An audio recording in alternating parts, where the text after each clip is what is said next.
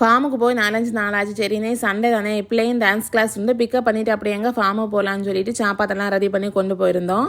சாப்பிட்டுட்டு ஒரு எலும்பு துண்டை தூக்கி வந்து ஓவலில் போட்டாச்சுன்னா அதை சாப்பிட்றதுக்கு மீனெல்லாம் வந்தது.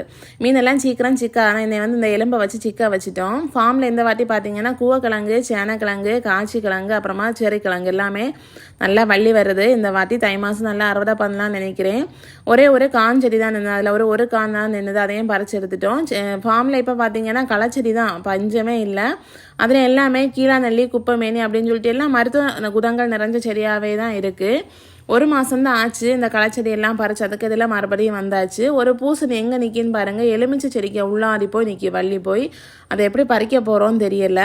எலும்புக்கு 3 மீன் சிக்குச்சு. அதை வந்து பாத்திரத்தில் மாட்டினாப்போ ஒரு மீன் துள்ளி குதிச்சு ஓடிட்டு ஒரு வழியாக எப்படியோ பொத்தி பொதிஞ்சு வந்து கொண்டு வந்தாச்சு. வீட்டில் கொண்டு வந்து பாட்டிலில் விட்டாச்சு. பிள்ளை வந்து மீன்னா ரொம்ப பிடிக்கும், அவளுக்கு இன்னைக்கு ரொம்ப ஹாப்பியாக